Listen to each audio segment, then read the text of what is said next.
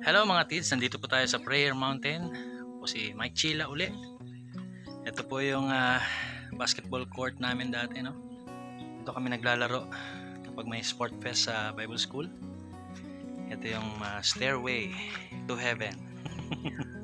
Hindi po. Ito po yung hagdanan papunta sa office ng Gethsemane. Aakyatin po natin yan. So, nagsabi ako kay Mrs. na pupunta ako sa Prayer Mountain uli.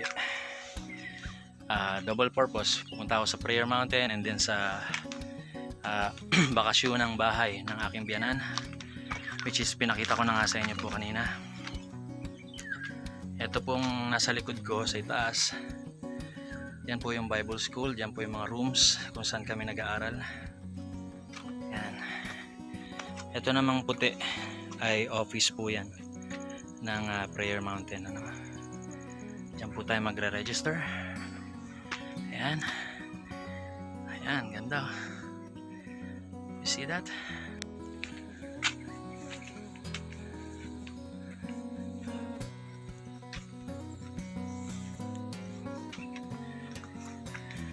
Ayan yung aming classroom dati.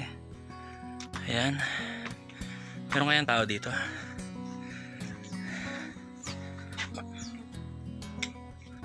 April 9, 10, 11, reserved for churches. Ito po yung office nila. Bench. Ito nyo po yung view, mga kapatid. Pag umakyat tayo mamaya, mas maganda pa, mas makikita pa yung view. This is the Prayer Mountain.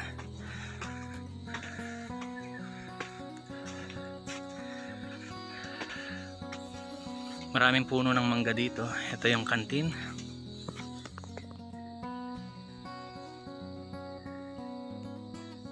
Gethsemane canteen.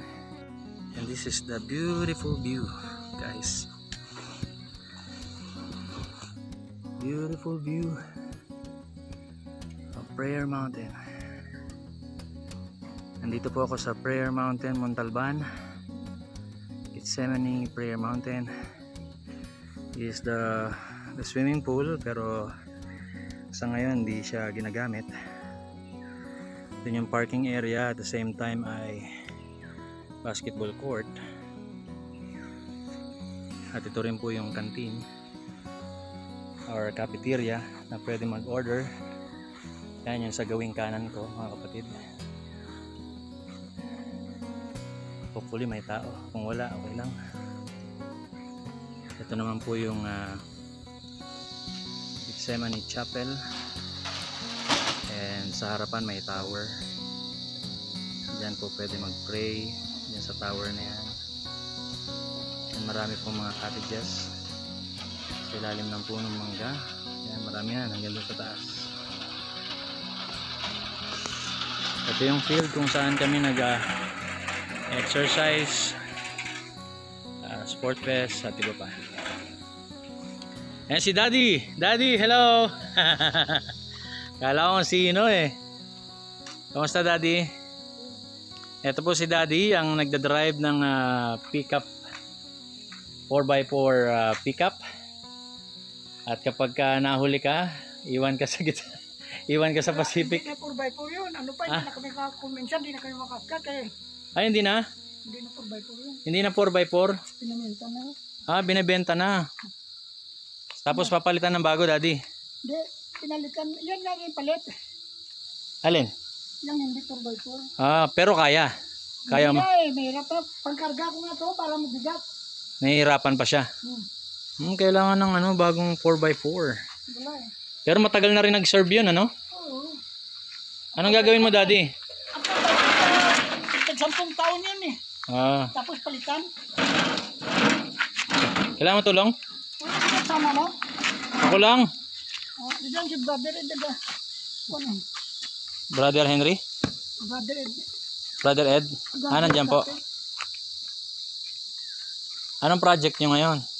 Wala. Yan si tatay, malakas na malakas pa, di ba? Grass cutter. Grass cutter kaya? Diyan ka napunta kay Brother Ed. Hindi pa po. Ay, nagpunta ako na. Nagmotor ka lang? Opo, nakamotor lang ako sa baba. Walang office ano? Wala. Ito po yung hagdanan papunta sa mga dorms. Ayan yung mga dorms ng mga girls, ng mga babaeng seminaryan. Dati.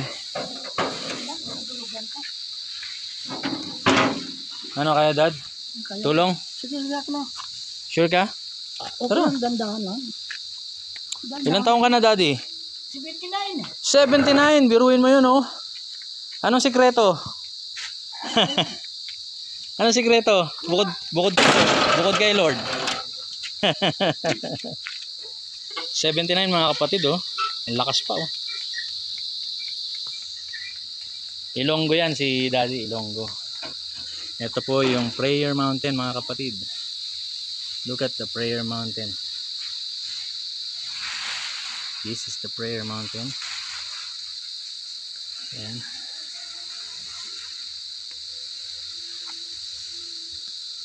Kung naririnig nyo po mga kapatid, mga kababayan, yan po yung tinig ng mga kuliglig.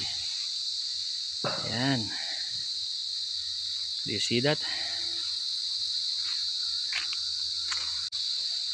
So sa mga interesado po na pumasyal sa mga ganitong lugar, Prayer Mountain, gusto niyo magkaroon ng family outing or family prayer time sa church, sa family nyo, sa relatives, sa friends, pwede rito. So napaka presko itong mga puno dito mga kids. Mga puno yan, mga puno ng mangga, santol, buko. Yan, ito yung aisle, yung daanan. Pwede rin dito yung mga pictorial, no? Mga photoshoot sa wedding, sa dibu, youth camp, no? Family camp. Ayun, meron pa puro mga rooms, no? Para sa mga training. May mga rooms doon. So akyat pa tayo. Akyat pa tayo mga kids. Ayan yung cottage.